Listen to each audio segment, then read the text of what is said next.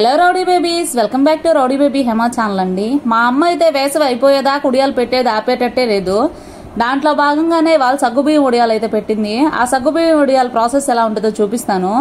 మేమైతే సగ్గుబియ్యం సపరేట్గా ఉడకబెట్టేసుకున్నాము. 1/2 kg సగ్గుబియ్యం తీసుకొని బాగా నీట్గా కడిగేసుకోవాలి. అలా కడిగేసుకొని ఇలా బాగా ఉడకనివ్వాలి. ఆల్రెడీ బయట ఒక పొయ్యి మీద పెద్ద బాండీ పెట్టి 7 నీళ్లు కొలిచి పెట్టుకున్నామండి. 1/2 kg సబ్బియ్యం 1/2 kg రవ్వ పోస్తుందంట.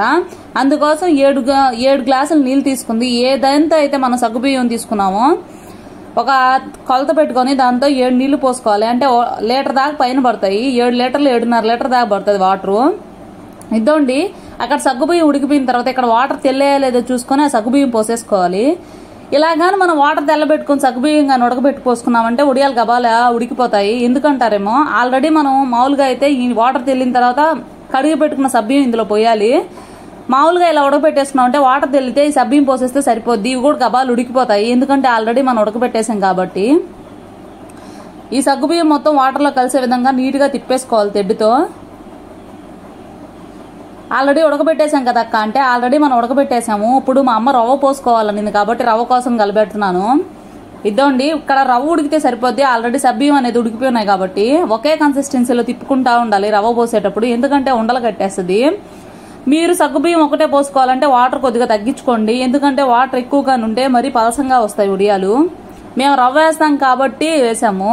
ఎవరికైనా ఉట్టి సగ్గుబియ్యం వీడియో కావాలంటే నాకు కామెంట్ చేయండి, నేనైతే కంపల్సరీ అప్లోడ్ చేస్తాను. ఈసారి వీడియో మా అమ్మని అడిగి మరీ చేయిస్తాను. ఇదండి, ఒకే విధంగా కలపాలి, లేకపోతే ఉండలు కట్టేస్తుంది రవ్వ. మీరు అనుకోవచ్చు ఇన్ని ఒడియాలు పెడుతున్నారు ఎవరెవరికి అక్క అని. నాకు 3 పెదమ్మలు ఉన్నారండి. 2 పెదమ్మలు 1 పిన్నమ్మ ఉంది. వాళ్ళకి కూడా మేమే పెడతాము. అందుకే వాళ్ళైతే పాలు పోస్తే తినరని చెప్పి ఇందులో పాలు పోయాము. మాకు పెట్టుకునే వాటిలో పాలు పోసుకుంటాము. ఇదండి, ఆ పిండి మొత్తం నిదానంగా ఒక్కొక్కరంతా పోసుకుంటూ కలిపెట్టుకుంటా ఉండాలి. ఇదండి, మళ్ళీ ఉండలు కట్టకుండా నిదానంగా తిప్పుకోవాలి. మా అమ్మ పోస్తా ఉంటే నేను తిప్పుతా ఉన్నాను. అయితే నాకు ఆ తెడ్డు తిప్పడం అంటే చాలా ఇష్టం అండి. ఇలా ఎంతమందికి తెడ్డు తిప్పడం ఇష్టం అంటే కామెంట్ చేయండి. ఒక పెద్ద టీ గ్లాస్ నిండా సరిపోయే ఉప్పు తీసుకోవాలి. పెద్దది కాకపోయినా ఒక మాదిరిలో టీ గ్లాస్ నిండా తీసుకొని ఉప్పు సరిపోయేటట్టు వేసుకోవాలి. మీరే చూడొచ్చు ఎంత బాగా తెల్లుతా ఉందో, ఎక్కడ ఉండలు కూడా కట్టలేదు. ఈ పిండి చూడండి అచ్చం పాయసం లాగా కనపడుతుంది కదా. ఇదండి, ఇంగో పాలు పోసుకోవాలి. ఇంగో పాలు అనేది ప్రతి ఉడియంలో కామన్ అండి. ఇంగో పాలు మాత్రం కంపల్సరీ ఉండాలి. ఆ ఇంగో పాలు పోసేసుకున్న తర్వాత ఇందులో మా అమ్మ స్పైసీ యాడ్ చేస్తుంది. ఏమో మన నోటిలో వేయలేదు కదమ్మా అంటే, ఈ ఉట్టియే కదమ్మా దీంట్లో స్పైసీ ఉంటే బాగుంటుంది అనింది. అందుకని చెప్పి పచ్చిమిరపకాయ అదండి అల్లం ముక్క తీసుకొని బాగా దంచేసుకుంది. పేస్ట్ ఆల్ చేసేసుకోవాలి. నీట్గా రోట్లో వేసి బాగా దంచేసిందమ్మ. ఇలా మెత్తగా ఏ పలుకులు లేకుండా పేస్ట్ ఆల్ అయిపోవాలి. మీరు అనుకోవచ్చు కలర్ మారిపోద్దేమో అని. లేదండి, మనం లాస్ట్ 5 minutes ఉన్నప్పుడు వేసుకుంటే సరిపోద్ది. ఆల్రెడీ మన పిండి అనేది నీట్గా ఉడికిపోయింది కదా, ఆ టైంలో వేసేసుకొని ఒకసారి బాగా మిక్స్ చేసేసుకోవాలి. అలా వేసేసుకొని 10 నిమిషాలకు దించేసుకోవచ్చు. ఇదండి, బాగా మిక్స్ అయ్యేటట్టు ఒకసారి తెడ్డుతో మొత్తం కలిపెట్టేసుకోవాలి. అలా కలిపేసుకున్న తర్వాత ఒక 10 నిమిషాలు దించేసుకుంటే సరిపోద్ది. ఇదో దించేసుకొని మా అమ్మ జీలకర్ర వేసేసింది. ఒక పెద్ద చెంచా నిండా జీలకర్ర వేసిందండి. ప్రతి దాంట్లో జీలకర్ర వేస్తుంది. జీలకర్ర డైజెషన్ ప్రాబ్లం కూడా క్లియర్ చేస్తుంది అని చెప్పి జీలకర్ర ఎక్కువ వేస్తుంది. జీలకర్ర వేసిన తర్వాత టేస్ట్ కూడా మంచిగా ఉంటుందండి. ఇదండి, ముందుగా అయితే ఇలా ఒక క్లాత్ తీసుకొని నీళ్ళల్లో ముంచి తడిపి ఆరేసుకోవాలి. మామూలుగా యాజ్ యూజువల్ గా చెప్పినట్టే. అలా వేసుకోవడం వల్ల వడియం అనేది అతుక్కోదంట.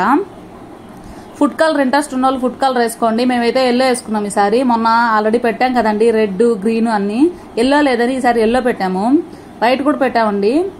మా అక్క, మా చిన్నక్క, మా అమ్మ ముగ్గురు యాజ్ యూజువల్ గా పెడతా ఉన్నారు. ఈ వీడియో తీసేసి నేను పెట్టేస్తాను. ఇదండి, 4 మూలకి వెళ్ళిపోయాము.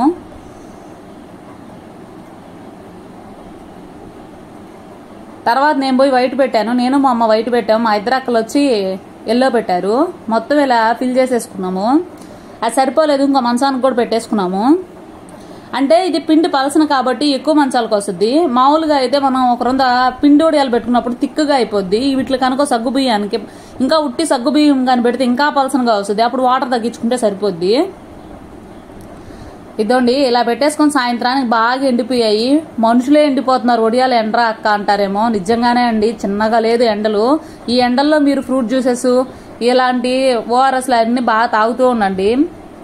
ఎక్కువ టెంకనాయలు ప్రిఫర్ చేయండి, ఎందుకంటే డిహైడ్రేషన్ అవ్వకుండా ఉంటారు. ఈ టైంలోనే పెద్దోళ్ళు ఎవరైనా ఉంటే వాళ్ళకి వడదెబ్బ తగలకుండా మధ్య మధ్యలో వాటర్ కన్సిస్టెన్సీ అనేది ఎక్కువ ఇవ్వండి. మీరు కూడా ఎక్కువ జాగ్రత్తగా ఉండండి, ఎక్కువ బయటకు వెళ్లకుండా. అలా బాగా ఎండిపోయిన తర్వాత ఓవర్ నైట్ ఎలాగో ఉండిస్తాం కాబట్టి అలా ఉండిచ్చేసి ఉదయాన్నే 10 గంటలకు తీయాలి. మంచులో ఉండిచ్చండి మంచిది. అలా మంచులో ఉండిచ్చేసి ఉదయం 10 అవుతుంది కదా, ఆ టైంలో అయితే బాగా ఎండిపోద్ది. ఆ టైంలో తీసుకొచ్చి ఇలా రివర్స్ చేసి వాటర్ని చల్లేయండి. ఇలా వాటర్ చల్లడం వల్ల వెనక్కి తిప్పి, ముందు కాదండి వెనక్కి తిప్పి చల్లడం వల్ల ఒడియాలు అనేది ఈజీగా వచ్చేస్తాయి. చూసారు కదా, మనం జస్ట్ అట్ట అంటే చాలు ఈజీగా వచ్చేస్తాయి. అదొక ట్రిక్ అండి ఒడియాలు తీయడం. తర్వాత ఎండకేసుకోండి, ఎందుకంటే ఏమైనా నెమ్ము ఏదైనా ఉంటే ఎక్సెస్ అది ఎండలో బాగా ఆరిపోద్ది. అలా 2 రోజులు ఆరబెట్టేసుకున్నామంటే ఎటువంటి నెమ్ము లేకుండా ఉంటుంది. మనం వేయించుకునేటప్పుడు కూడా చిటపట అనకుండా ఉంటాయి. ఒడియం ఎంత బాగా ఆరితే అంత స్టోర్ ఉంటుంది. ఇలా అన్నీ ఒకసారి తీసేసుకొని మళ్ళీ ఎండకు పోసుకోవాలి. ఇలా ఒక 2 రోజులు ఎండకు పోసేసుకుని ఒక డబ్బా తీసుకొని స్టోర్ చేసేసుకోండి. మా వీడియో మీకు నచ్చినట్లయితే లైక్ చేయండి, షేర్ చేయండి, సబ్స్క్రైబ్ చేయడం మాత్రం మర్చిపోవద్దు. ఇలాంటి ఒడియాలు మీకు ఏమైనా కావాలో కామెంట్ చేయండి. కంపల్సరీ నేను మా అమ్మ చేత పెట్టించి